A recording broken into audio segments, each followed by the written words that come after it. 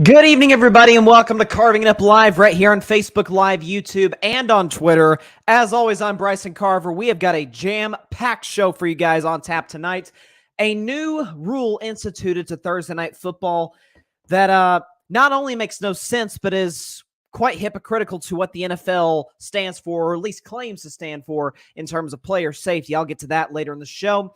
Final four predictions. Again, spoiler, I will not have a show tomorrow. So the men's Final Four is on Saturday. Women's Final Four is tomorrow. South Carolina, Iowa. My goodness, I cannot wait to watch that tomorrow. But no show tomorrow, so I'll do my Final Four predictions at the end of today's show. The most unconventional, to say the least, Final Four that we've seen probably in the history of the tournament.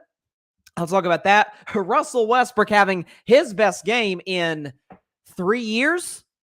Since the days of Houston, maybe? 36 points against the Memphis Grizzlies, and it was an efficient 36, mind you. I'll talk about that later in the show and why it is actually an indictment on Russell Westbrook, this individual performance. And I'll also talk about sort of further elaborate off of Monday's topic with Kyrie Irving and how the Mavericks continue to nosedive since they made that trade for Kyrie and why he's not a fit for any team that is looking to try and compete for and win a championship. I'll get to that later in today's show. But, you know, I got to start in an NBA with all kinds of drama and stars and debates, most notably the MVP debate, which we do every year around this time. It's only right to start today's show with the defending champs, the Golden State Warriors, who, as I told you guys, they would, as the season would start to come to a close, would get hot, would look like a title contender, and would ultimately be the ultimate threat to win the Western Conference. So Golden State beat the Pelicans 120-109 on Tuesday night, and it wasn't just that they beat New Orleans, who, by the way, themselves are contending to try and get into the postseason for the second year in a row. Yes, there's no Zion Williamson, but didn't we just see this exact same Pelicans team, albeit they also didn't have Jose Alvarado, which was a big loss for them on Tuesday. I'll admit that. But didn't the same Pelicans team take a 60-plus win Suns team 6 games in the first round with Brandon Ingram going crazy against those guys and CJ McCollum, who's having a good year this year? Willie Green, who's been one of the best young coaches in the NBA, by the way, a Steve Kerr disciple, if I might add. Point being, this is a Pelicans team that had won 5 straight coming into this game. This is a Golden State team that, as I talked about Monday, suffered a pretty disappointing loss. Kind of a heartbreaking loss considering how the game concluded against the Minnesota Timberwolves based on how that impacted playoff seeding, as we have 5-6 games remaining depending on what team you are. With Draymond giving the ball away to Kyle Anderson, Karl Anthony Towns shooting that 3 to win it. You got the pool turnover and Steph fumbles the ball and misses a desperation 3 to tie the game. All of these things, not to mention the Warriors' turnovers, the Splash Brothers not having a great night. And it's like, oh, Golden State lost at home, by the way, for the first time in a month. Let's keep that in mind. So, it's just, it's going to start one of these stretches for the Warriors where they go, lose 3 out of the next 4 games and struggle down the stretch. And all of a sudden, they find themselves in this game against the Pelicans down 20 in the second quarter. Brandon Ingram was knocking down shots. He was on fire the other night. What did Brandon finish with? He was automatic from the mid-range. Brandon Ingram finished with 26 points. Not a great shooting percentage, but he did have 8 rebounds, 7 assists. He played very well. That Trey Murphy kid, if you don't know who Trey Murphy is, pay attention. He's one of the best young shooters in the NBA and is an absolute threat for them, for the Pelicans. And then the guy people who, I'm just going to go and flat out say it, don't know basketball. Everybody hates this guy because they can't quite fathom how somebody who doesn't score a ton of points, matter of fact, has some nights where he shoots 4 times max, how a guy who does not in any way, even in his athletic prime, wow you with his athleticism, a guy who certainly toes the line as it pertains to how he talks to the officials and to the opposition.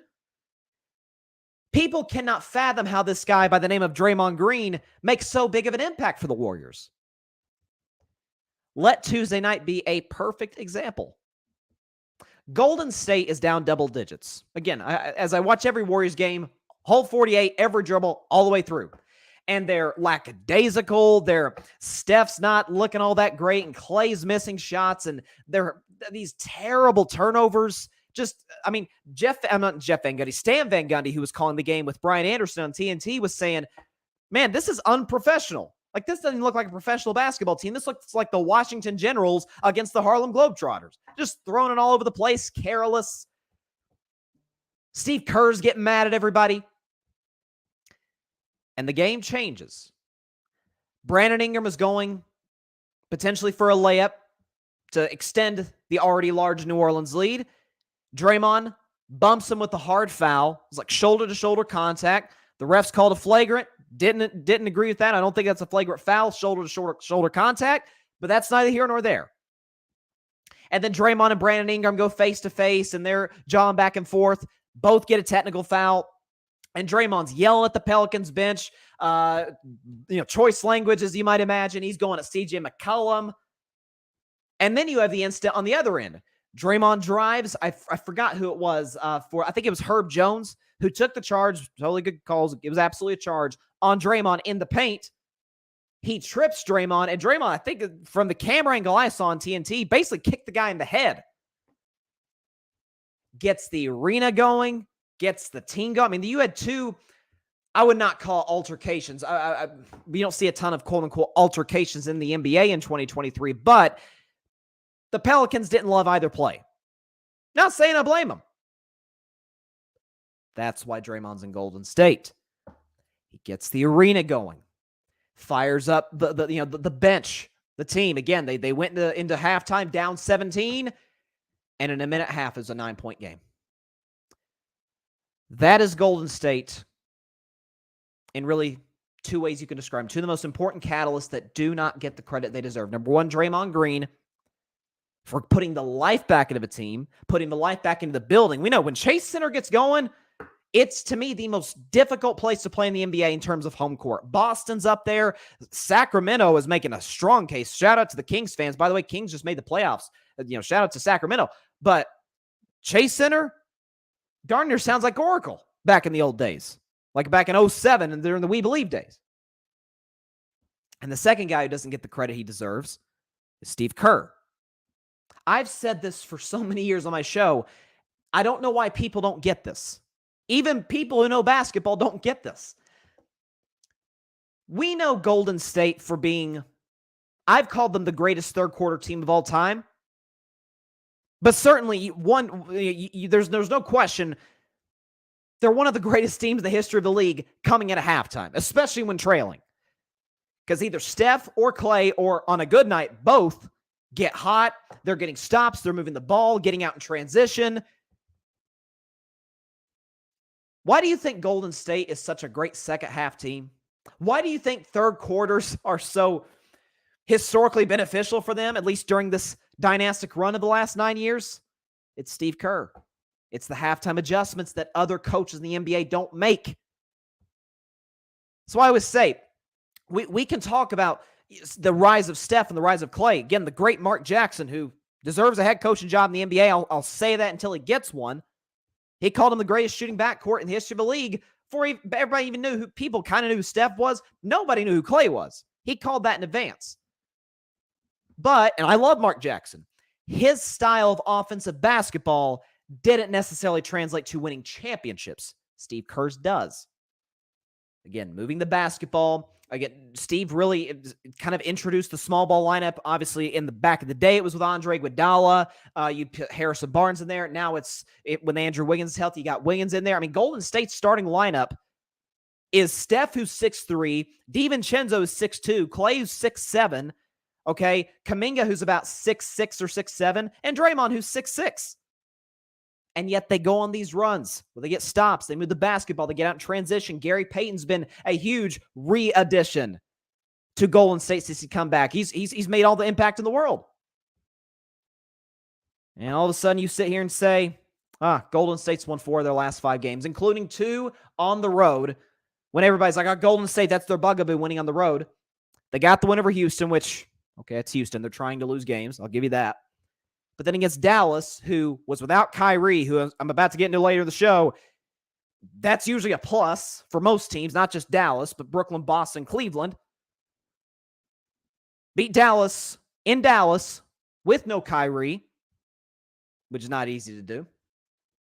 And now they reel off 2 of the last 3 wins at home, with that loss being not necessarily what the Timberwolves did, but what the Warriors didn't. Steph's playing out of his mind again. I call him the best player in the world, but just a little reminder about the fact he's the best player in the world. Steph Curry, 39, 8, and 8 with 3 steals. I don't know how much more needs to be said about that. With all due respect to Giannis, to Kevin Durant, to Joel Embiid, to I think still who's in at least similar, kind of in that discussion, LeBron James, it's Steph's league. It's been Steph's league for about the last year. But all that to circle around and say this, I still maintain, even without Andrew Wiggins, Golden State can absolutely win the Western Conference. And matter of fact, I believe they will win the Western Conference. Now, if you face a Milwaukee in the finals without Wiggins, that could be a problem. Boston in the finals, potentially. Philadelphia.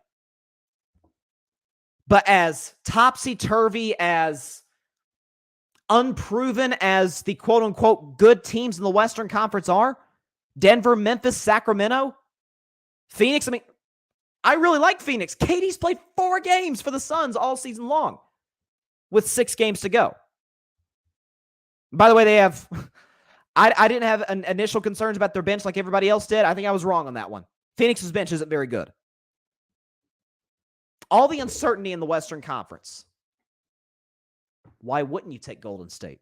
Remember last year. Last point I'll make before I get into the comments. Remember last year. Golden State wins the championship, but in March they had a losing record. What happened? Again, you've got no Steph's not playing. Steph got hurt against Boston on a foot injury in about early to mid-March. They didn't have him for the rest of the regular season. What did the Warriors do? They won their last 5 games going into the postseason, and they never looked back. Jordan Poole's finding his rhythm. I've been frustrated with Jordan Poole all season long. The turnovers, playing too out of control, too quick, taking awful shots. That's the Jordan Poole I saw last year. That's the Jordan Poole that got paid this offseason.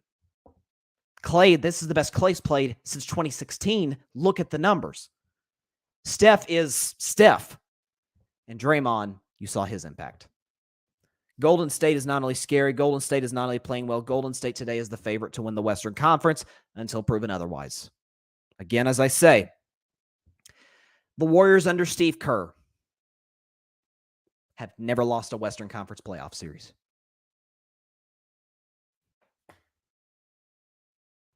That's it.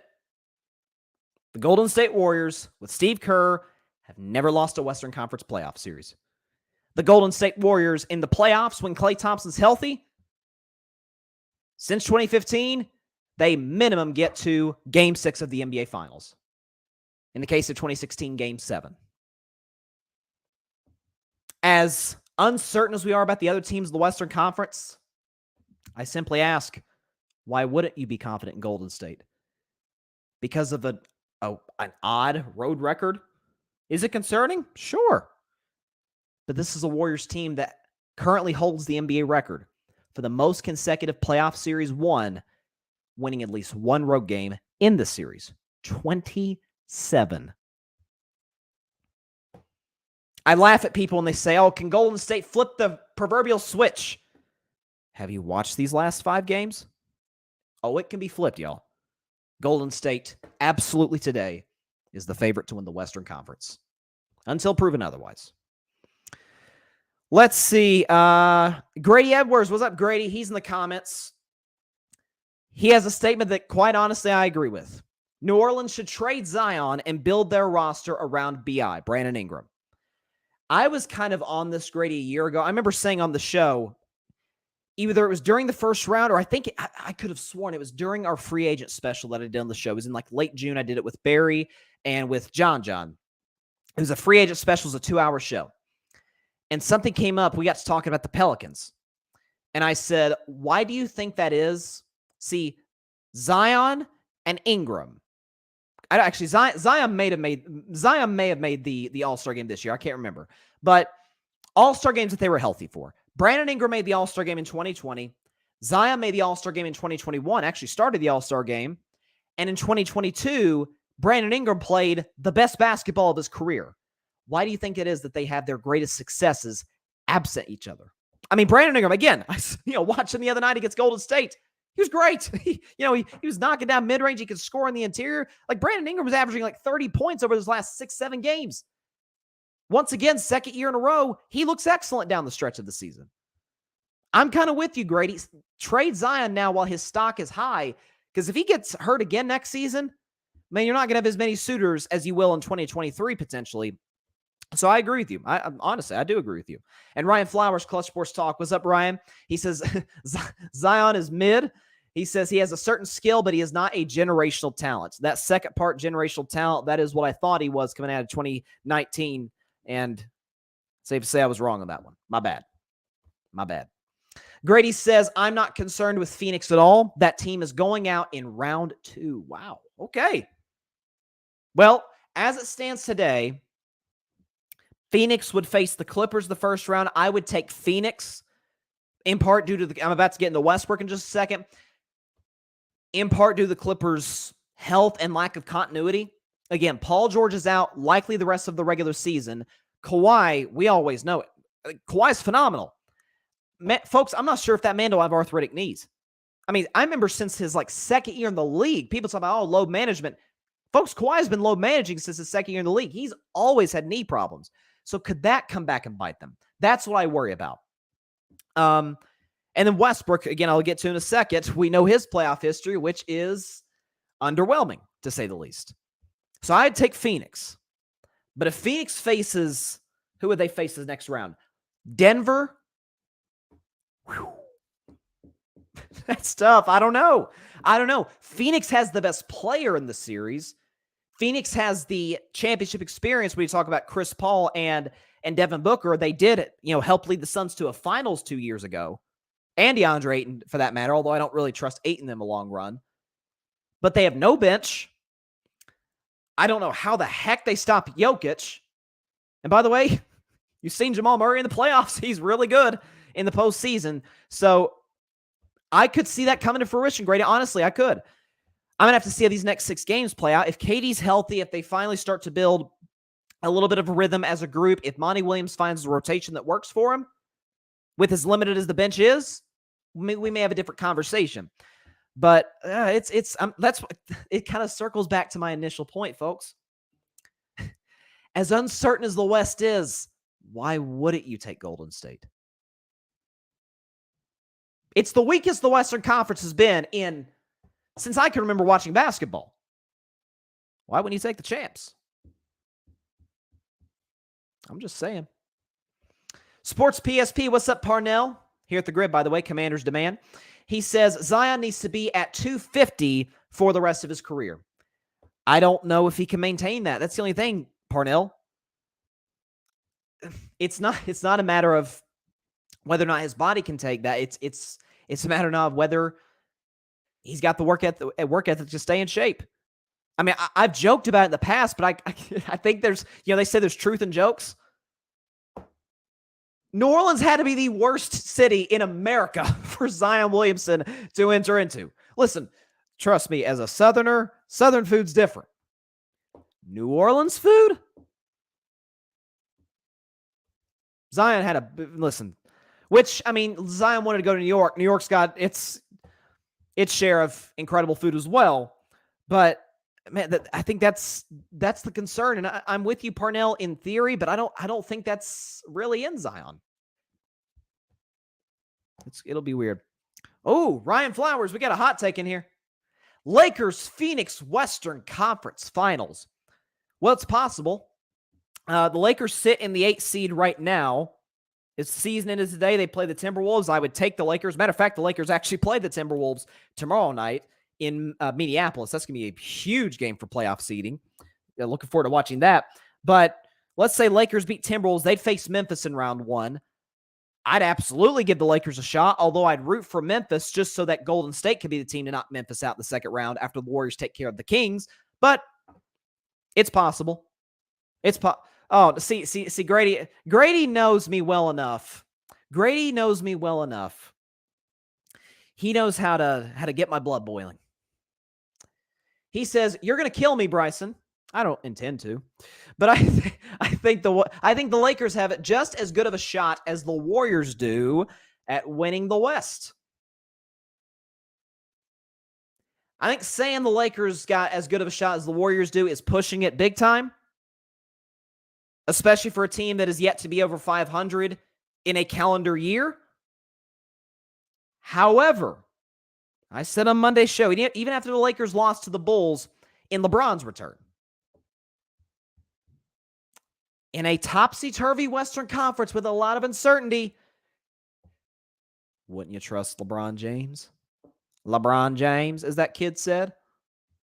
Wouldn't you trust the incredible moves that Rob Pelinka made at the trade deadline? Bringing guys like Vanderbilt, who's been a seamless fit in LA. Rui Hachimura, who's played well. I'm telling you, they're playing very good basketball right now. AD looked great last night. AD's always a coin flip. It's an every other game type of deal with Anthony Davis. But I know what I'm getting from LeBron in the playoffs. And the role play, D'Angelo Russell's been a great fit since they added him from the Timberwolves. They don't have as good of a shot to win the West as the Warriors, I don't believe, Grady. But they're a contender. Listen, I did my pretenders and contenders coming out of the All-Star break. And I said the only three contenders in my view out West was Phoenix, Denver, Golden State.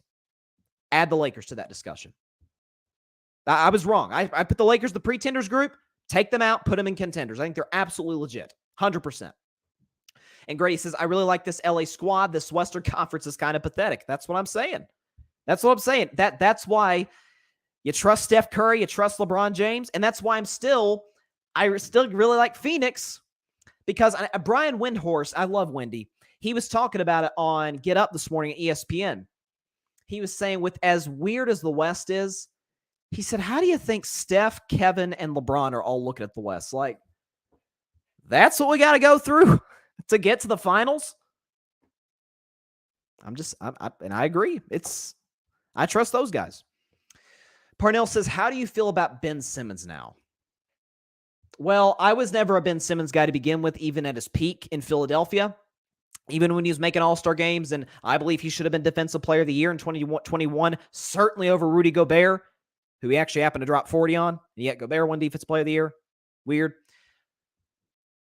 But Simmons is a lot like Zion. Actually, no. Zion's issue is his issues are all in regards to his body. Simmons, it's all about his mind. Has everything. I know Simmons, they ruled him out for the season with the back issues, and apparently he's been dealing with this since last year. I remember talking about the show, the reports about back injuries. He's not a guy who's necessarily a grinder in the offseason, doesn't get in the gym every day. I mean, as I always say, Simmons came into the NBA with just about every tool possible.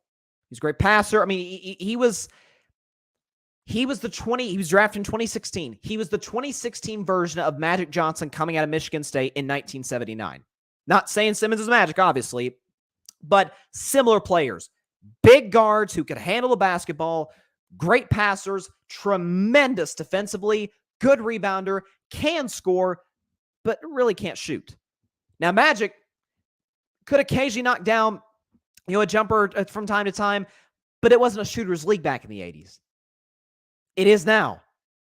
Simmons no better a shooter today as he was back in 2016 when he came into the NBA. That tells me everything I need to know about his work ethic. And I've said that on my show for probably 2 years, since the Atlanta series when Philly got knocked out by the Hawks in the second round in 2021. And listen, part of me has sympathy for the kid because I think a lot of it is mental. But the work ethic has always been a concern. I think it's going to continue to be a concern for the rest of his career. That's in short, Parnell, that's kind of how I look at Ben Simmons today and how I've looked at him for a while now. Grady, Zion should go gain 60 pounds to go sign with the Saints to play guard or tackle or something. Easy transition. Mrs. Benson owns both teams. Well, he stays in the city, stays in New Orleans. Look, I would take Zion as if I were a fan of the Pittsburgh Steelers, for example. And by the way, for the record, I'm down to 2 teams who to pick as my, favorite team going forward. Niners, Steelers. Steelers' biggest weakness in the roster is offensive line. Could use Zion. I'm just saying. Who's to say Zion wouldn't be better with some of the guys I got over there? I don't know. It's a suggestion. Grady. Ryan, it's a wrap for Simmons. Yeah, I mean, look, I don't think it's a wrap on his career in large part due to his contract. There's nobody on earth in their right mind that's going to trade for Simmons at this particular junction in time. But I think it's safe to say we've seen the best of him. And I don't like saying that for a guy who's in his 7th year in the NBA and is in his mid-20s. But as I go to Janet Jackson, what have you done for me lately? What do I have in terms of recent data and evidence to say Simmons is going to rebound? Simmons is going to turn this thing around. He very well could. But common sense, logic, and evidence say otherwise. It's an odd situation. So, all of that to say, the Warriors are the favorites to win the Western Conference. I'm going to leave you with that. We're going to stick in the West, though, because I wanted to move on to a team that I was talking about pretenders and contenders. I had them as I never bought into this team before the season, but around January, early February, I was like, hey, I kind of like what these guys are doing. And then they make a certain acquisition. I'm like, okay, I'm out. And that's the Los Angeles Clippers. So they beat the Memphis Grizzlies last night in a game where defense was optional. They beat the Memphis Grizzlies 141-132. It's significant for a few reasons. Number one, Memphis has been one of the best home teams in the NBA. They only lost, I think, 6 games coming into the 5 games coming into last night. 5 games at home all season long. They had a 12-game home winning streak. And here comes these Clippers with no Kawhi, no Paul George into the FedEx Forum, and they completely outplay him for the full 48 minutes. And a lot of people, listen, the NBA is unique to all of the other leagues. Major League Baseball, by the way, happy opening day. The NFL, certainly hockey, and definitely college sports. The NBA is unique in that we support individual players, I'd argue, just as much as we support teams. You've got LeBron fans. You've got Kobe fans. You've got Jordan fans. You've got Steph fans. You've got Kevin Durant fans. And you've got Westbrook fans. And, of course, after last night, when Russell Westbrook plays easily the best game he has in years. Let's give you a stat line. Russell Westbrook, 36 points on 13 for 18 from the field, 10 assists, 4 rebounds. But the shocker to me, 5 for 5 on 3-pointers. And these weren't like wide open shots where the other team was daring him to shoot. Like, he was knocking him down in some Grizzlies' faces last night. It's the best I've seen Russ play since he was in Houston. He had some games in Houston where we're like, wow. Like that looks like MVP Russ. We obviously know people say Washington because he averaged a triple-double. Folks, he put up nice numbers in Washington. They were an 8 seed and got gentlemen swept in the first round. That meant nothing. Empty numbers, empty stats, didn't result in wins. And we all know last year played in LA, as I said it would, disastrously. It was playing out again in Los Angeles with the Lakers disastrously, although not as bad as when he was coming off the bench. They trade him to the Jazz. Jazz buy him out. Clippers sign him to a 1-year contract. And it's just so interesting to me how one game can swing the pendulum in terms of how we talk about a player. I've said on my show about a numerous of topics, 2 things can be true. And I don't know if I have said that phrase about any team or player more than I have Russell Westbrook. I want to reiterate how I feel about Russell Westbrook. He is a first ballot Hall of Famer. Undeniably. There's no question about it. He is also not a winning basketball player. That's not questionable. And it's last night that you kind of see as an indictment on Westbrook. least I did. Because Russell Westbrook, part of the reason I've said he's not a winning basketball player is because he's not the type of guy that you could just plug into a team, even if he fits, even if the fit works in terms of his skill set, in terms of what the team needs, effort, athleticism, the whole bit, what Westbrook brings to the table, it doesn't work. When Russ is at his best, when he's a solo act, when he's got the ball every trip down the floor. For the record, a lot of guys in Russ's position that aren't as good as him at that.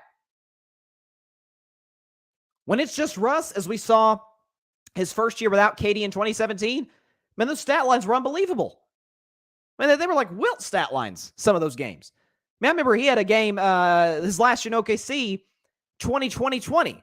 20 points, 20 assists, 20 rebounds, which had never been done since Wilt. When he's a solo act, when there's no expectations in terms of winning, and when there's not a co-star he's got to share the ball with. Russ is a guy that I've said, if you look at all the great players that he's played with, outside of Paul George, name one star that's played with Russ that had their career best year with him. It's not Kevin Durant. You say, well, Kevin Durant won MVP in 2014. Yeah, how'd that work in the playoffs? Lost in 6 games to the Spurs and lost game 6 at home with Russ and KD both not playing well. KD's best year to me was 2017 because he was otherworldly in the postseason, particularly the finals. You look at Victor Oladipo. We're like, Victor Oladipo, this isn't going to... And it was a really clunky fit in Oklahoma City. He leaves, goes to Indiana. They get to the playoffs after trading Paul George. Bradley Beal. Best year was not with Russ. LeBron James, obviously not the case. Same with Anthony Davis. James Harden, his best year was the year before they got Russ. And Kawhi and Paul George, again, being reunited with PG. It's not their best years with Russ. I look at last night as confirmation of what I've said about Russ. He's remarkably talented. He's arguably the most athletic point guard that's ever played the game. But in terms of fit on a championship contending team, I mean, if you told me today, okay, this Clippers team's going to the playoffs with the exact roster they had last night, do we see them winning a playoff series? No. Nobody has them winning a playoff series. I don't care who they face. If they face Memphis 6 more times, Memphis probably wins 4 out of those 5. 4 out of the next 5 games, if this were a 7-game series. It's really an indictment on Russ. I always said, I think Russ is a really good guy. I don't think he is like a guy I'm about to talk about in the next segment, Kyrie. I don't think he's a locker room cancer. I don't think he's a guy where people cannot stand to be around him.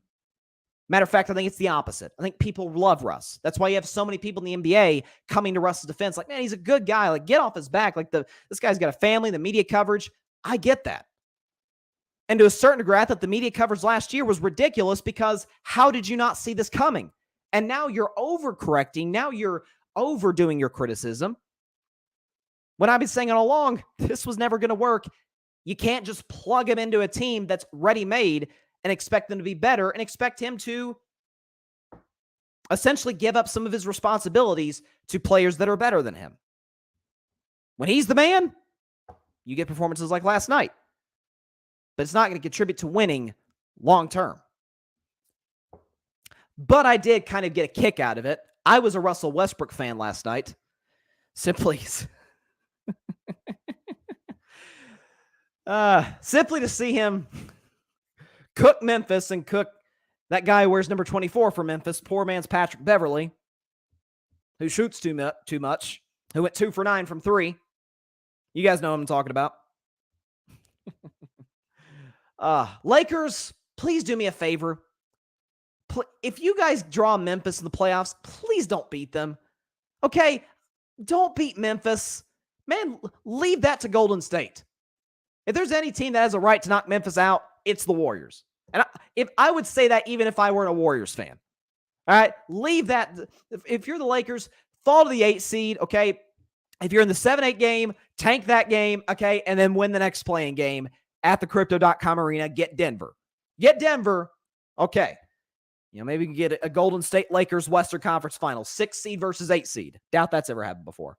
I need my basketball historians to go look that up. But yeah, I don't get why. This is Russ's 15th year in the NBA. It's who he is.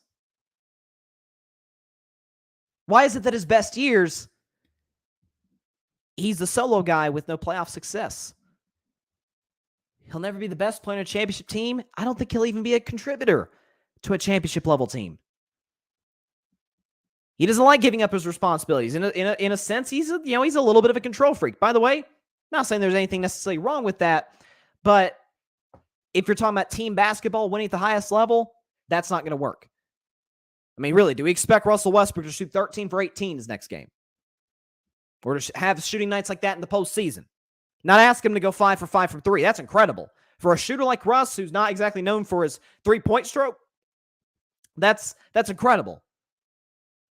But efficiency has never been exactly something that we look at with Russ and be like, okay, that's a strength of his game. Last night was an outlier in terms of the efficiency, but in terms of how he played, how effective he was, that's him.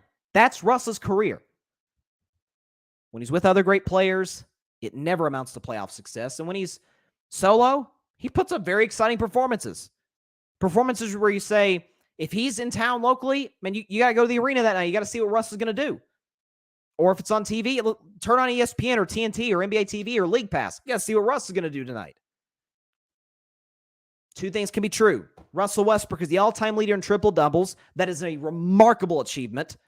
People say, oh, he's stat pad. Okay, how about your best player go out and stat pad in triple-doubles? I think there's a handful of guys in the history of the game that could have, if they put their mind to it, led the NBA in history in triple-doubles. I think Magic's in there, Jason Kidd's in there, LeBron, like really the guys that are in that top 5. Obviously, Oscar. So credit to Russ for doing that. And credit to Russ for being, I didn't have an issue with him being on that all-time 75 greatest players list last year. I didn't have an issue with it. But that does not make him a winning player. I just wish people could separate the two. Let's see. Barry Grant Jr., a known Westbrook, I'm not going to say hater, more like truth teller. But Barry says Russell Northbrook is who he is. Erratic until the end. Well put. Grady, if I was a team that was tanking, I'd sign Russ next season to sell tickets. And for the record, Grady, I don't think it would just end with selling tickets. I mean, if you added Russ, let's look at some of the downtrodden teams. People have linked him to Charlotte for years. Like, why won't Jordan sign Westbrook? Westbrook's a Jordan brand athlete. Why won't Jordan sign him?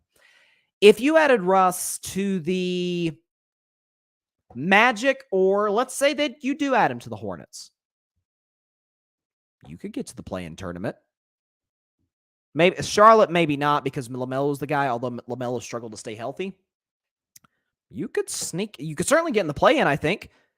You could sneak in the playoffs. There's no expectation. There's no dissension. There's no question amongst the other guys in that roster.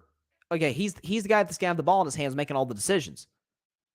That's not a problem with lesser players, with younger players. But when it's with an all-time player like Kevin Durant, to a lesser degree James Harden, Kawhi Leonard, then it becomes an issue. Why do you think Kawhi in Russ's prime, when Russ reportedly wanted to go join him in Los Angeles with the Clippers, he's like, no, I don't want Russ. I mean, there were reports that when the Clippers signed Russ, they lost their first 5 games with him.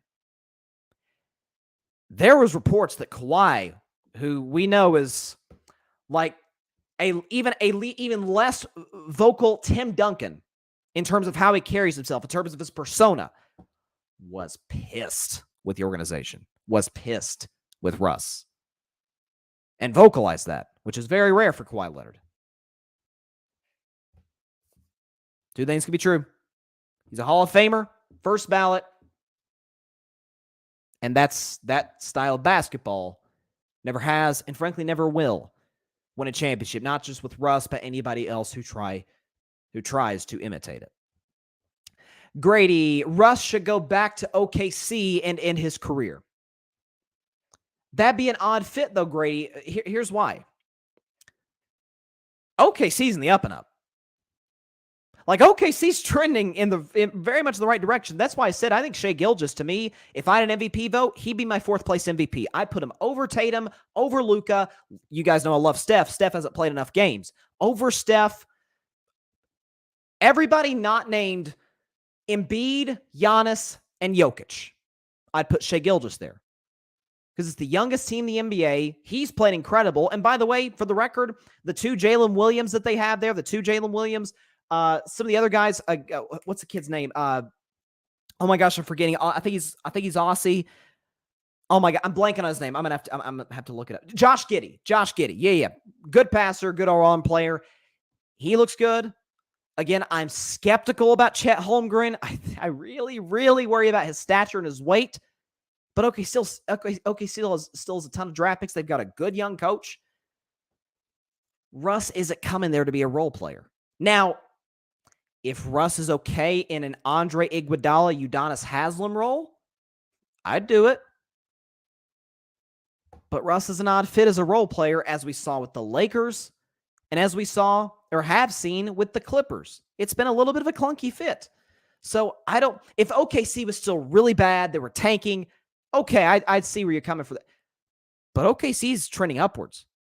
They've just taken a significant jump from the last few years to this season, led by Shai Gilgeous. So I don't. If OKC was bad, I agree with you, but they're not bad. There's a very, very good chance that they'll be in the play-in tournament. And the team that they'll likely potentially knock out, is the team that I want to talk about next, the Dallas Mavericks. So this is something else. I talked about fans of individual players, just like what I was talking about with Russell Westbrook. Kyrie is another guy who has a big, loyal fan base, as a lot of very talented NBA players do. But he also, like Russ, by the way, if you ask me who I wanted to start a franchise with, I'd probably start with Kyrie. I think he's an overall more talented player than Westbrook, although I don't trust either of them. But as I've always said about Kyrie Irving, he also, unless he's with, arguably I think he's the greatest player ever. We won't argue that today. Arguably the greatest player of all time in his absolute peak. Unless he's with that guy, he's just incredibly talented. That's where it ends. As I keep saying, name the great Kyrie Irving moment post Game 7 of 2016. Name it. 2017, he had an off Game 5 of that series, the closeout game against Golden State. Leaves to go to Boston. Doesn't play a single postseason game because he's injured. Celtics make the conference finals without him. 2019, he is awful, beyond awful, against the Bucks in the second round. 2020, he's not there with the Nets because he's injured when they make the playoffs. 2021, he was really good until he got hurt. 2022, he was amazing in Game 1, terrible Games 2 through 4 with the Nets getting swept. Name the great Kyrie Irving moment since Game 7 of 2016. He, like Westbrook, different players, and by the way, very different in the locker room. I've never attacked Russell Westbrook's impact on teammates in terms of how he interacts with them. Never. That's the very thing that makes Kyrie Irving the most toxic player of basketball. The only evidence I need is, the 2-year stint in Boston, the 3.5-year stint in Brooklyn, and now this half-season stint, that's what it's going to be. Kyrie is not staying in Dallas. For the fact of the matter is, I don't think Mark Cuban really wants him to stay long-term in Dallas. I think Mark Cuban's a smart guy. He knows basketball. I think he understands what the mistake he made. The mistake I said that he made a month and a half ago when this trade was completed. Think about this. Dallas, the day that Kyrie Irving made his Mavericks debut, it was, let me make sure I'm getting this right. Kyrie Irving made his debut on February 8th this year. So a month and a half ago. A little over a month and a half ago. When Kyrie Irving made his Mavericks debut, They were in 4th place in the Western Conference and right on the heels of the Sacramento Kings for the 3 seed out west. Today, March 30th, 23 games into the Kyrie Irving experiment in Dallas, they're the 11th seed in the Western Conference. They would not even make the play-in tournament. I have said this, again, kind of like Russ, for years. Kyrie is the greatest ball handler I've ever seen in my life. I don't care if you put Steph, Allen Iverson, Jay Crossover himself, Jamal Crawford. I don't care who you put in that discussion. I've never seen anybody put the ball in the string like Kyrie.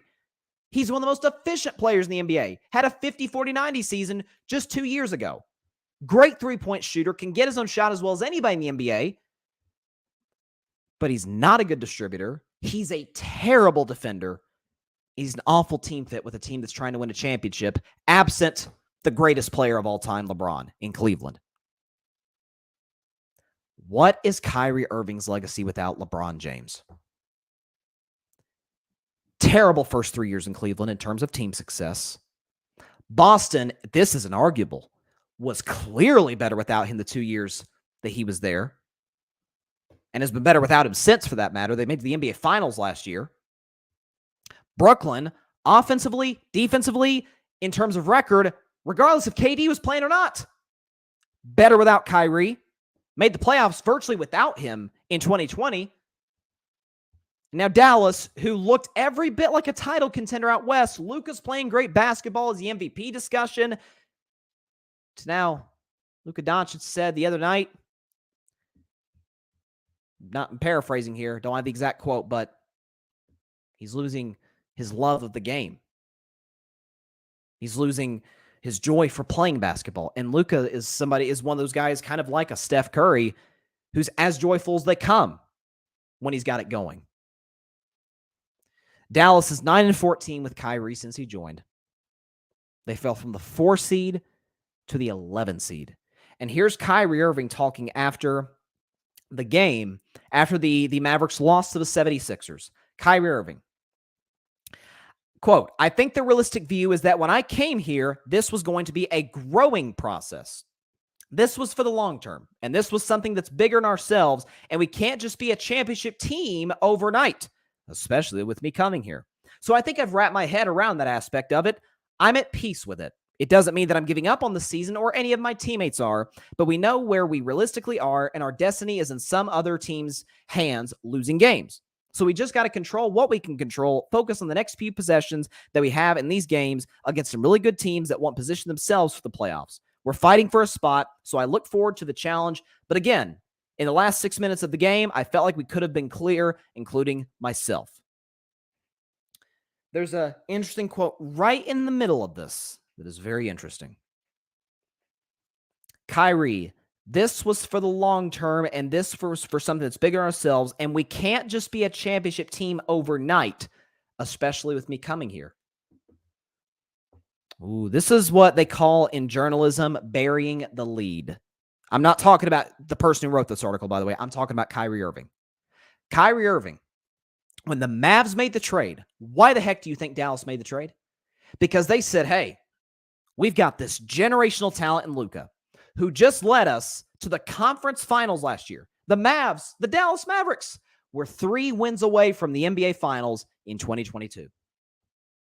They had lofty expectations coming into this year for Luka, and as a team, despite losing Jalen Brunson, Jason Kidd had a great first year coaching the Mavs last year. They got off to a little bit of a slow start, but then they started to play better defense. Luka was having another great season, and everything was clicking. Why the heck do you think they brought Kyrie in there? This wasn't a process in terms of, oh, let's see if we can make it work. Folks, Kyrie Irving's a free agent this summer. Mark Cuban knew good and well. Nico Harrison, the general manager, knew good and well. Pretty good chance Kyrie's probably leaving this summer. So we're going all in right now with our best player, Luka, and Kyrie being his running mate, so to speak. And it's not an overnight process. Kyrie think he's slick. This is where I think Kyrie and Aaron Rodgers are very similar. I forget the anti-vax stuff. Forget that. They're very, very similar guys. Because we talk about Aaron Rodgers with the blame deflecting and the excuses. Kyrie, very similar. He's making sure we all know, hey, guys, not my fault. This is not on me. Okay, this is going to be a long-term thing.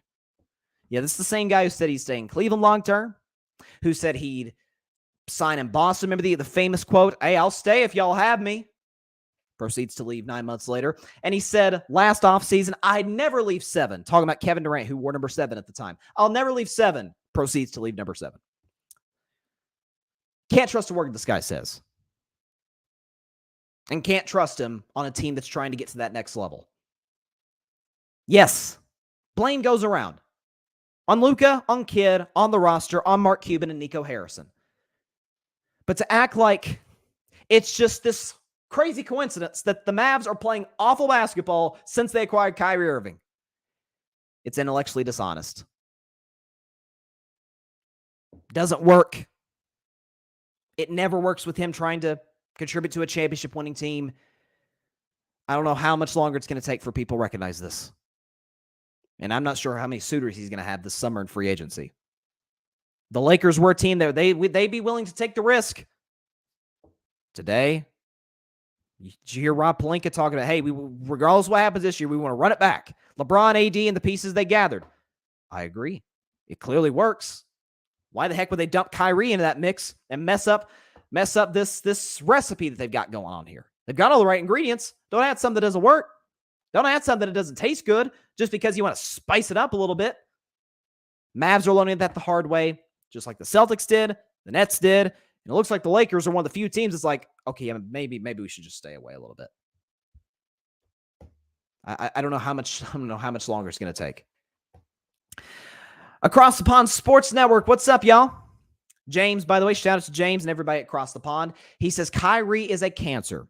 Kyrie wouldn't sign long-term if it came up and slapped him in the head. Or he wouldn't know long-term if it came up and slapped him in the head. Yeah.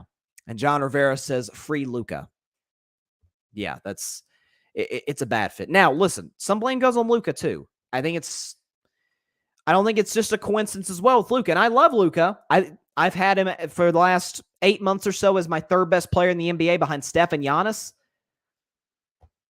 I may have to consider dropping him down a little bit just for the simple fact that you see what Jalen Brunson's doing in New York. We can talk about Julius Randle, who, by the way, knock on wood for Julius Randle. Prayers for him. He's, that sprained ankle the other day. He's the best player, but we sure Jalen Brunson isn't the biggest reason in terms of leadership, in terms of fit, why the Knicks are really good this year. But then again, the Mavs were starting to look like they did last year down the stretch. Remember Dallas last year? Got off to a slow start. Luka was out of shape. They weren't good defensively. And then New Year's, kind of like the Celtics, they turned it around. They started playing defense. Luka was creating open shots for guys. They were getting stops. They were winning close games. And now you dump Kyrie Irving in this mix, and it screws up everything, as it always does. Oh, of course. You see, John just wants to be obnoxious here. John, if you guys don't know John Rivera, he's a nice guy. He's a calm guy, chill. But he's good at poking the bear. He's subtle. He said, don't forget, let's go Yankees, because up here, he put the comments, let's go Yankees. I knew you were going to do that. Parnell, who's your NBA MVP? Well, today, Parnell, it's Embiid. I did a segment last week where I did my top 5 for MVP. From 5 to 1, I went Tatum, Shai Gilgeous-Alexander, Jokic, Giannis, Embiid.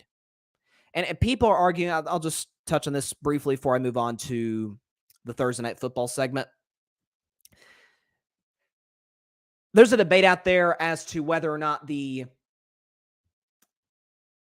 Embiid sitting out that Monday night game against the Nuggets. I think it was Monday.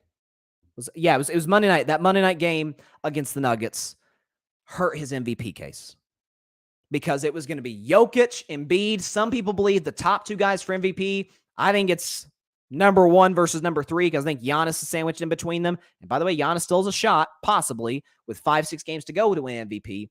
I don't look at that as a knock on Joel Embiid for 2 reasons. Number 1, did you see what Embiid did to Jokic back in January when they played? Yeah, how about, was it 48 and 18 or something? 48 and 17, crazy stat line against Jokic. And number 2, he's sitting back and saying, yeah, this is a big matchup, but two things are in mind. Number one, I've proven myself. I'm leading the league in scoring back-to-back years, not just leading the league in scoring. I'm averaging friggin' 33 points a game. How much more do you guys need to see me do? I just kicked this guy's you-know-what in January. I've got a bum calf if I aggravate it. By the way, calves are funny. Kind of like, your calf, your Achilles, that area is very funny in the body. I got two things in mind. Number one, it's about the playoffs.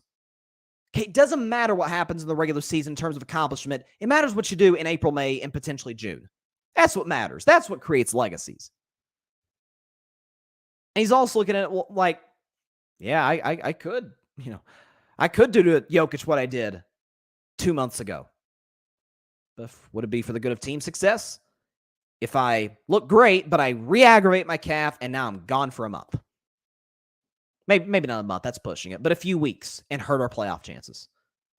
No, that's not worth it. So I come in and Embiid.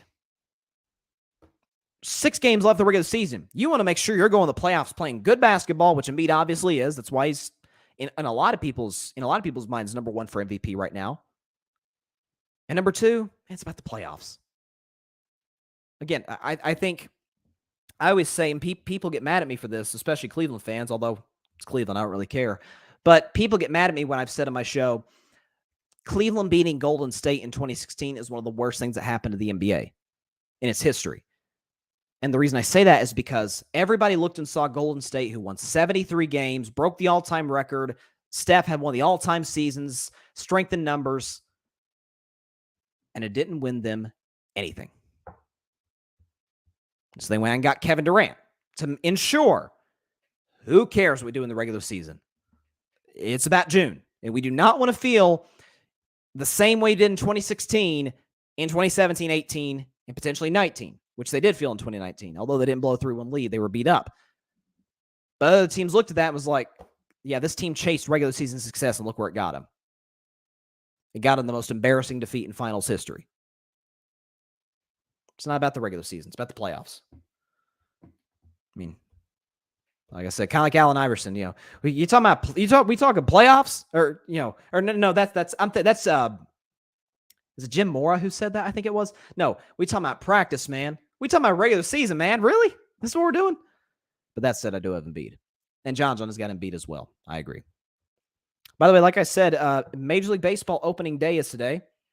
My Sox fell 10-9 to the Baltimore Orioles. Made a nice little ninth inning rally. Look, listen, my expectations for the Red Sox aren't particularly high. It's kind of a cycle in Boston, or at least it has been for the last 2 decades, where it's for a year or 2, maybe 3, you're really good. You are in the running every year to win the World Series. Excuse me. And then there's a gap for a year or 2 where you're either average or really bad. Again, you think about, I always use this example. 2012, the Red Sox were the worst team in baseball. 2013, they won it all. 2014 and 15, worst team in the division. 2016-17, they won their division. And in 2018, they were, in my mind, one of the greatest teams of all time. Won 108 games, beat the 100-win Yankees, the 100-win Astros, and then beat the Dodgers in the World Series in 5 games. Like, that's one of the greatest baseball teams of all time. Don't have time to get into that on this show. 2019, average. 2020, awful. 2021, ALCS. 2022, back to average. Back to last in the division. That's kind of what I expect for the Red Sox this year. This feels like a transition year. I'm thinking 80 and 82, a couple of games below 500. You got some good young pieces I like. The kid they got from Japan, I think, is incredible. Bringing Devers back was massive this offseason, but losing Bogarts was a kick to the teeth as a Red Sox fan. That really hurt. Really hurt. Him going to San Diego. But next year, 2024, 2025, yeah, Red Sox will absolutely be in the championship mix. As weak as the American League is, Houston's not as good. The Yankees, we can talk about the Yankees, and I think they did get better in terms of what they added to their rotation and what they added to their bullpen. But it's Aaron Judge managing, and more important than that, it's Brian Cashman in the front office, who are married to analytics, that's going to get them beat in the division series. Heck, it almost got them beat against the kids in Cleveland, the Guardians, and it got them smoked against Houston in the ALCS. So I'm thinking Out of the American League's tough because, again, Houston's not as good because they lost Verlander and Altuve's out for a little bit. They'll still win the division, no question about it. See, it's funny, the last 2 years I had the exact same World Series predictions, Astros, Dodgers, because I want so badly a rematch of 2017 because we all know what happened in 2017 in terms of how Houston got in trouble and what I call an illegitimate title. And to their credit, they got a totally legitimate title last year, and they deserve all the credit in the world for it. Houston and the Yankees are everybody's pick. I'm still bullish on Seattle. I really like the Mariners. The Guardians are going to get better. I don't think the White Sox will be as bad this year as they were last year.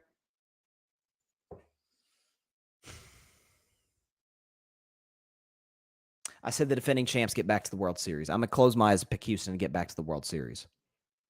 In the National League is where it's tough because you got a ton of contenders in the National League.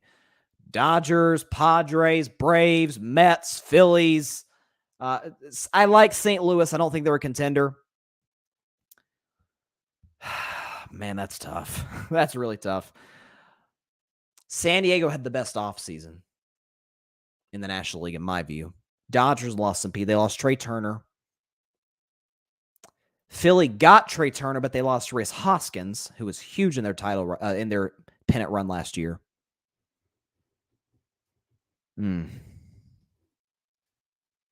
It's a coin flip between two teams in my head. I will go with. I almost don't want to say it because I feel like I'm going to be wrong. But you know what? Who cares? That's what we do on the show. We make predictions. Who cares about being wrong? You got to make. You either got to be like the Yankees, okay? Although not in the playoffs. Be like regular season Yankees. Swing for the fences, and either you strike out or you're Aaron Judge or the first at bat of the season, and you hit it to dead center over the wall. Astros win the American League. Braves win the National League. Braves win the title again, just like they did in 2021. I'm calling that. March 30th, 2023, opening day. We get a rematch of 2021. Astros, Braves. I thought about Padres. I thought Padres because they're getting Tatis back. Bogart's had a remarkable year. But there's a little bit of that trust issues where last year I thought the Dodgers were the overwhelming pick to win the National League, and they didn't win a playoff series. They won 111 games last year and got, in the divisional series sense, gentlemen swept 3-1 by the Padres with no Tatis, and obviously they did not have Bogarts at the time. It almost feels too obvious.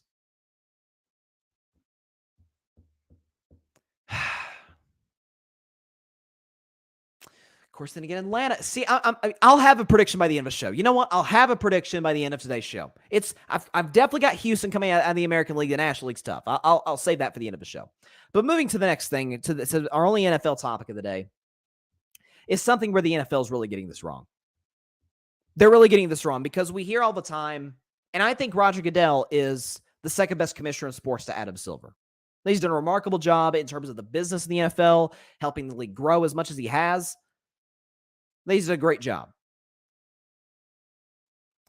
But this is kind of his, not just his individually, but the league's blind spot. I don't even know if they recognize it, but when it comes to player safety, albeit in one of the most violent sports there is, football, they really don't get some of the stuff that they're putting into place. They say they want to promote safety, but they do so in kind of the wrong ways, with overdoing roughing the passer, with, certain rules they have in terms of where you can hit, how you can hit, how long it takes for you can hit a guy.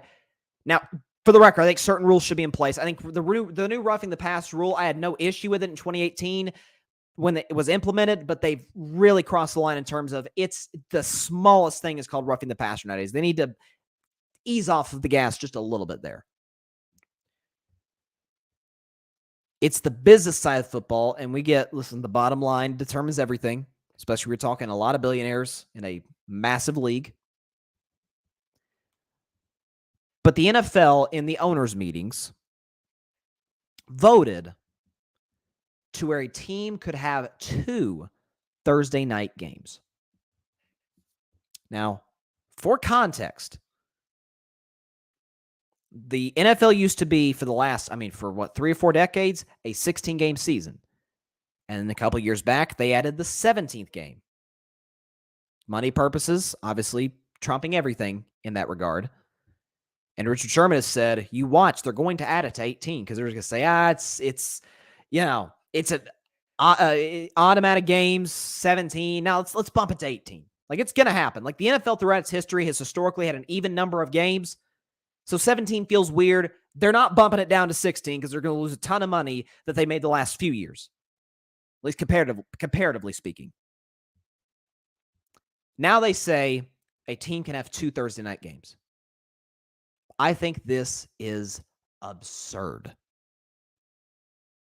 If we're talking about player safety, if we're talking about making sure guys are in a good position to be out there for their team when it matters most, this doesn't do it.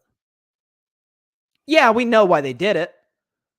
More revenue, more money for the league, but don't say that you're for player safety if you put in place a rule where potentially twice a season players play 2 games in a 5-day stretch. That's insane. So you're telling me twice they play Sunday and then 4 days later play Thursday and they do it again potentially the next year? Or, a couple of months later, a month later, who knows, depending on how the schedule plays out. It's like J.J. Watt. I saw J.J. Watt tweeted about it the other day, and he was, he's right in the money. He said, quote, flexing games from Sunday to Thursday is a terrible idea for 2 main reasons. Number 1, player safety. You can't make this decision and also preach that player safety is a priority. Number 2, fans. People are spending their hard-earned money to see their team play. Who's paying to change the plans? That's something else that's been proposed. Flexing games from Sunday to Thursday. Because we know last year there were some bad, unwatchable Thursday night games. A couple come to mind. There was a Commanders-Bears game that, it was like 12-7 was the final score. It was awful. And then there was that all-timer, the Colts-Broncos game where the Colts won 12-9 in overtime. Not a single touchdown was scored, and the game went to OT. It made me hate football for 3.5 hours. It was horrible. NFL, get the memo. Why do you think the games have been so bad on Thursday for the most part in recent years? Yes, it's in part because 4 of the teams that I mentioned are either mediocre or bad. But there have been Thursday night games in the past. I can think of one off the top of my head. It was Dallas and Tennessee. Tennessee rested a bunch of their starters because they had nothing to play for that week. It was all about winning the division the following week. And Dallas, short rest, coming off a big emotional win against Philly, neither team looked good. Even the good teams struggle on Thursday Night Football. There was a guy, I think it was Neville Gallimore, who plays for the Dallas Cowboys. And he said, our bodies, this isn't a direct quote, but he told this to an ESPN guy, I'm forgetting his name, but he said, our bodies don't get to even 90% until Thursday. So we're not even in game shape, game ready to play. I don't get, listen, I think Grady in the comments, I don't want to misquote you, Grady, if you're still here, but I know Grady said, I've heard others, or maybe it was Barry. Somebody in the comments in the past suggested that we have a Friday night football. I wouldn't have an issue with it. I think ratings would be a little clunky just because, Friday night is obviously high school football. So I think it'd be a little weird. But the NFL is trying to overdo it in terms of, yes, you want the most eyeballs on games as possible. And when you're talking about these standalone Monday night games, Thursday night games, the Sunday night football game, late in the season when college football's over, they'll have these Saturday triple headers, standalone games. It's great for ratings. But you can still have plenty standalone games without compromising player safety. And that's exactly what they're doing. I hate this rule. I think it's a horrible idea for the NFL.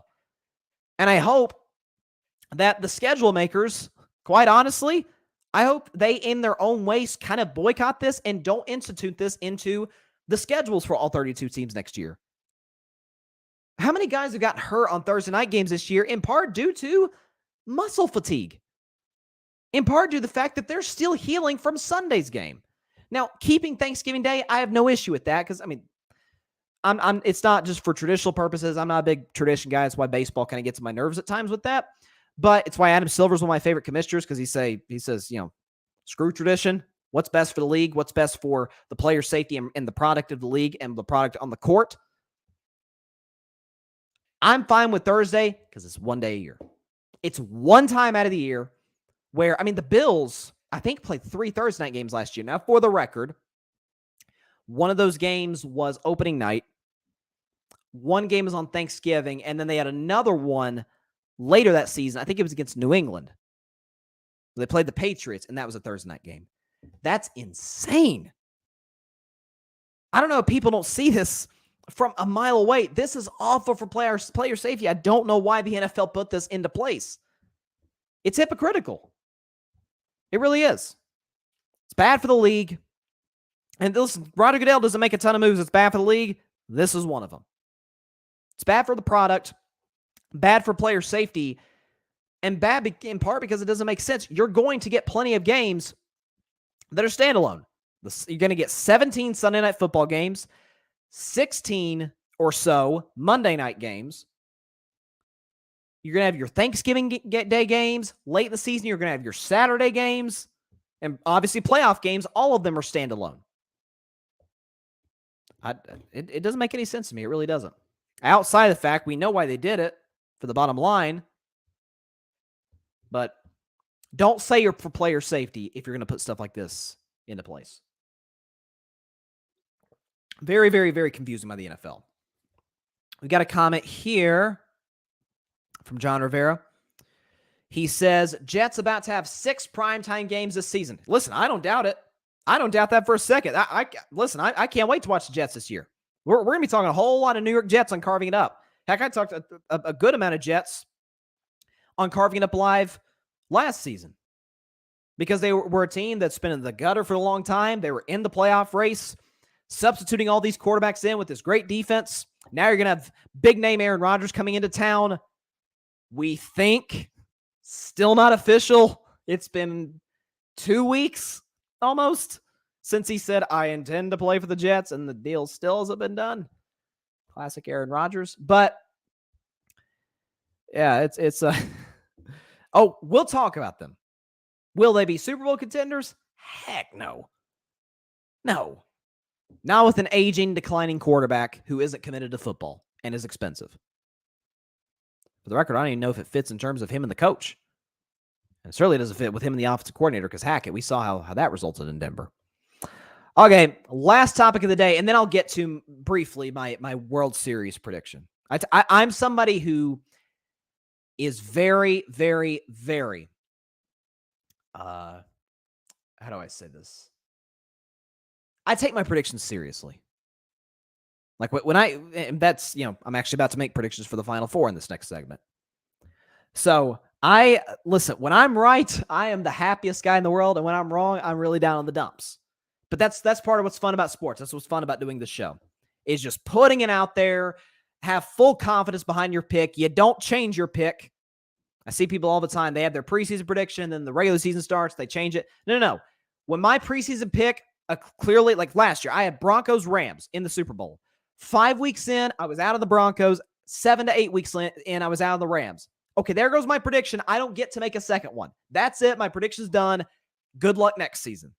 That's my mentality on it. I think there's a lack of integrity, so to speak, in changing your pick. Then again, what do I know? All I did was pick Tampa Bay and Kansas City in the Super Bowl in 2020. I'll still hold tight to that.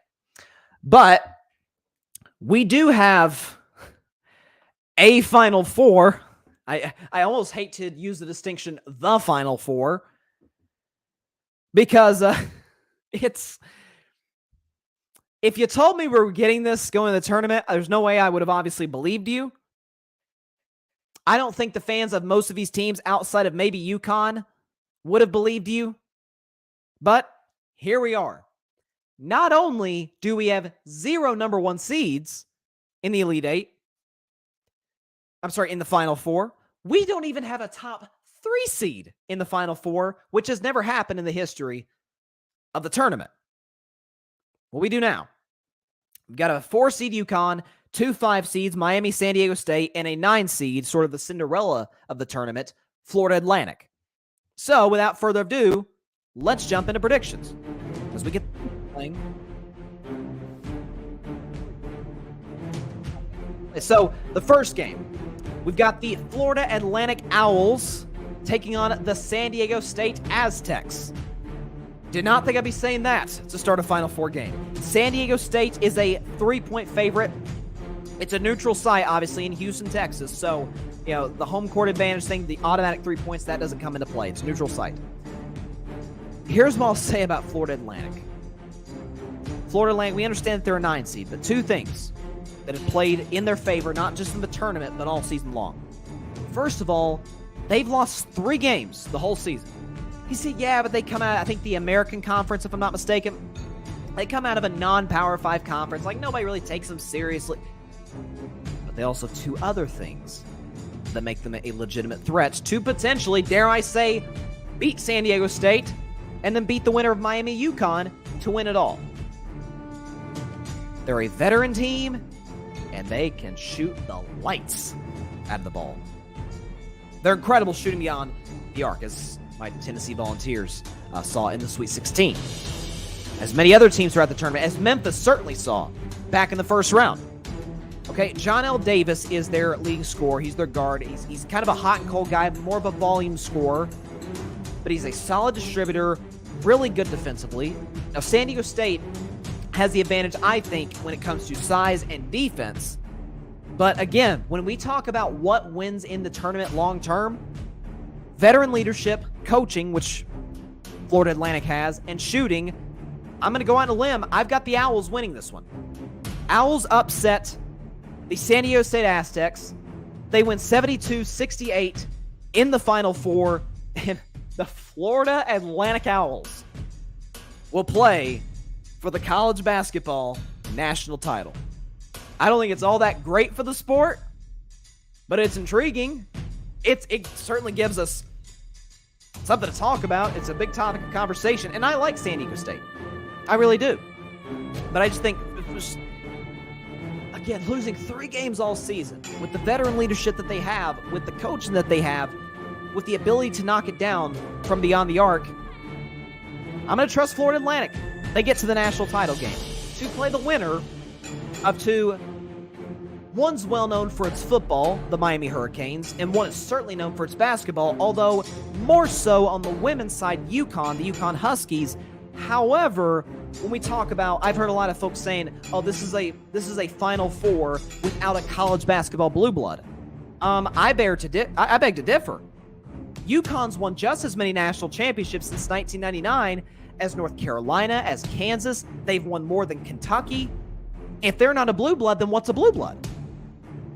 That's my question. They've had plenty of guys go to the NBA and have a ton of success. Ray Allen comes to mind off the top of my head. We all remember, years ago, Kemba Walker had that crazy run. Cardiac Kemba back in, I think it was 2010. UConn is absolutely a very respectable program when it comes to the men's as well as obviously the women's, although they've fallen off to a certain degree in recent years. So UConn in this game is favored -5.5. Miami is similar to Florida Atlantic in some ways in that they are very much a hot and cold shooting team. To their credit, part of why they're in the Final Four, they've been excellent shooting the three-pointer. They've won some of their games fairly comfortably in the tournament leading to this point. Okay, they beat Texas by 7, and the final score to me, certainly in the last 5 minutes, wasn't indicative of how good they were. They controlled that game all the way through, beat Houston. So Miami is an absolute deserving Final Four team. I didn't bite into them before the tournament. At ESPN, Joe Lunardi did. That's why Joe Lunardi is employed by ESPN to be their college basketball expert, and I'm not. But that said, I think an avalanche is coming the Hurricanes' way. I think a hurricane, so to speak, is coming the Hurricanes' way. Okay. UConn is a team that has kind of been laying in the weeds. We haven't talked about them as much as we have other Big East teams in the past. We talked all about Marquette. I had Marquette getting to the stage. I had them getting to the Final Four and losing to Alabama. But that said, This UConn team's for real. They have won their tournament games comfortably. The fact that they did what they did to Gonzaga, who was absolutely a threat to win the national title, beat them by 28 points. A Mark Few coach team led by Drew Timme with plenty of NBA prospects. The game was never in doubt. So they come in hot, playing as good a defense as anybody in this tournament. I think this one is a rout. I'm going with the UConn Huskies to get back to the Final Four. They beat the Hurricanes 74-59 in the Final Four. And yes, indeed, just like I predicted and you predicted and everybody predicted, we will get a national title game featuring the Florida Atlantic Owls and the UConn Huskies. Definitely did not see that coming. But I think that would certainly be an entertaining game. So I've got Florida Atlantic beating San Diego State and UConn smoking Miami. I'm that confident in UConn. Absolutely. I think part of it maybe because my bias towards a blue blood, which by the way, UConn is winning the national title because I think college basketball needs that. I think Miami would be it's like, okay, Miami's at least a big brand, but it's a little weird. And then San Diego State and definitely Florida Atlantic winning the national title would be like, ugh, it's a little clunky, a little weird. But listen, what do I know? I pull for favorites. That's kind of my thing. Parnell asks, who should Carolina draft? Well, I did see a report today that they're down to two guys, CJ Stroud and Bryce Young, who have over, I think, the last year been kind of the favorites to win it all. It's tough because there's things I like and don't like about both prospects. If you ask who I think they should draft, I would say CJ Stroud because he's got an NFL-ready body, and I love Bryce Young in terms of his talent, but as I keep saying, short quarterbacks are struggling right now in the NFL. Kyler Murray, Baker Mayfield, Russell Wilson. Zach Wilson's been a disaster. I don't think all that's just due to his height. It's due to other factors, but you've got can your body hold up for forget 17 games? Can it hold up for 14 to 15 games? Because a team can survive if they're good enough with a solid backup. They can go 1-1, split the 2 games that you're out. But if you're Tua and you're consistently unavailable, if you're Kyler and you're consistently unavailable, by the way, Tua's somebody else, smaller athlete who struggled. Stroud has some, and by the way, our guy Ryan Flowers here at the Grid did he did a segment, it was a segment like a film breakdown, which he's been doing of draft prospects. He's putting some awesome content out. Please go check it out on the Grid. But he put a video out, a film breakdown of CJ Stroud. And a lot of the flaws that he was talking about with Stroud, such as maybe doesn't see the field necessarily all that well, that can be corrected. And I think going to a guy like Frank Reich, a former quarterback the guy in Indianapolis had nothing but quarterback turmoil. He had a different starting quarterback every single year he was in Indianapolis. He had Andrew Luck, then he had Jacoby Brissett, then he had Phillip Rivers, then he had Carson Wentz, then he had Matt Ryan. He needs stability. He needs a number one pick, a talented number one pick to come into the building that he can develop. I think Stroud, he fits better in Carolina, certainly in terms of the coaching staff. So if you ask me, Parnell, I would say CJ Stroud. Like Bryce Young to Houston almost feels inevitable to a certain degree. Patrick Brown, another teammate of ours, the Grid. What's up, Patrick? He says, sadly, Jerry Jones was all in for the flex change. We as fans shouldn't be mad whatsoever when players voice their concerns about player safety. NFL players are the ones putting their bodies on the line, and I believe it'll only be horrible moving forward. I wouldn't be surprised if the games become even more cringy. That's a great way to put it, cringy. Maybe that was the word I was looking for. Bad's one way to put it. We've seen bad games, but the bad games happen. Like I said, there was a Chicago-Washington game that was like 12-9 Washington. It was a horrible game. And the Colts beat the Broncos. I think it was week 5, 12-9 in overtime. It was bad. For those of you who didn't watch the game, count yourself lucky. If you went to bed early that night, God bless you. If you read a book, if you watched your favorite show on Netflix, Hulu, any streaming service, if you watched anything on Amazon other than the Thursday night game, God bless you.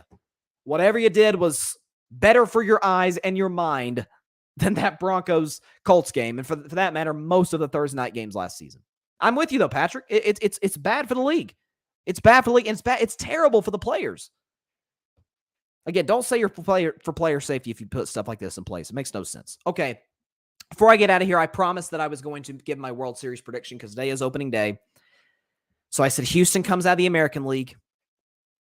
I say they once again meet the Yankees in the ALCS. They beat them because I think the Yankees are better this year than they were last year. I really do. Even I can admit that as a Red Sox fan. Houston wins over the Yankees in 6 in the ALCS. And I said Braves. I said the Atlanta Braves. And then I mentioned the Padres. I don't want to say the Dodgers again because that'd be 3 straight years I say Astros Dodgers. Watch me pick somebody else and it ends up being Astros Dodgers again. That feels like you're kind of, feels redundant, repetitive. I can't choose the Mets because the Mets are the Mets. They're going to find a way to screw it up. The Phillies, and I don't like the city of Philadelphia, so it's hard to pick the Phillies, but I could see a rematch of last year's World Series. And the Padres, I don't think the Cardinals are good enough to go on a run. Okay. All right, I'm going to bite the bullet. I'm going to go all in. The Houston Astros win the American League. The defending champs get back to the World Series, and they will face the team that beat them in 2021, the Atlanta Braves. Braves get back to the World Series out of the National League. I say they knock off San Diego to get there in the NLCS. I say the Astros once again knock off the Yankees to get there, and you'll get a rematch of 2021. I'm calling this March 30th, opening day 2023. Astros, the defending champs out of the American League. Braves, a couple of years ago, the NL champs and the World Series champs of 2021, getting back to the World Series. We will get a rematch of the 2021 World Series, and not just that, we'll get the last 2 champions in the World Series. Wonder how many times that's happened in history. That's what I got. I'm confident. I've got confidence in my pick. That's what it's going to be.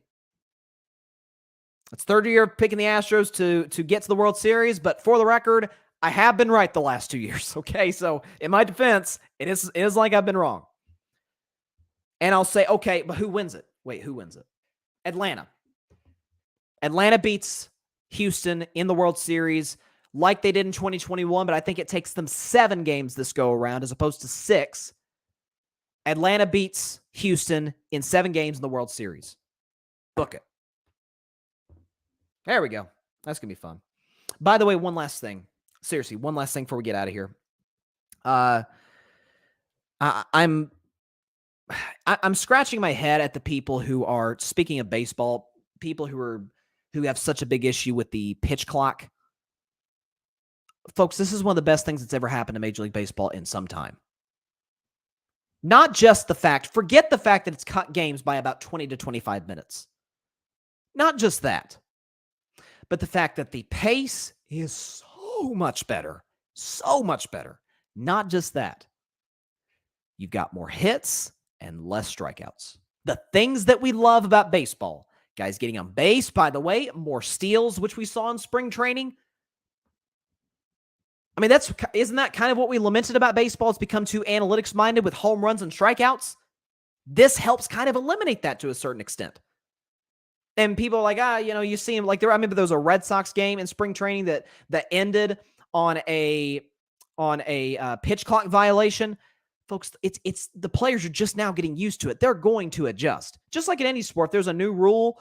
I mean, years ago, I think it was David Stern introduced a whole new basketball without even telling the players. Took the players a minute to adjust, but they did. Players are going to adjust in Major League Baseball to the pitch clock, and it's one of the best things that's ever happened to Major League Baseball. I think it's great for the sport.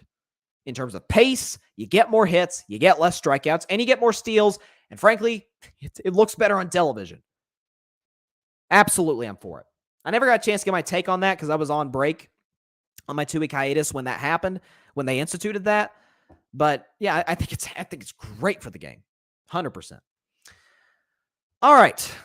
That is all the time we have for today's show. Appreciate everybody stopping by. No show tomorrow, but I will be back on Monday at 6 p.m. Eastern, 3 p.m. Pacific time on Twitter. I accidentally said Facebook again. I'm gonna get out of that habit. We as humans, we build habits. I'll get out of that one of saying Facebook because Carving Up Live is no longer on Facebook, but we're still on Twitter. We're still on the Carving Up YouTube channel, and now we are live streaming on the Grid's YouTube channel on the Grid Network. That is GRYD, by the way, Grid Podcast Network, which you can subscribe to on YouTube and wherever you get your podcasts, Apple, Spotify, iHeartRadio, Google Podcasts, wherever you get your podcasts. It's a network I'm a part of.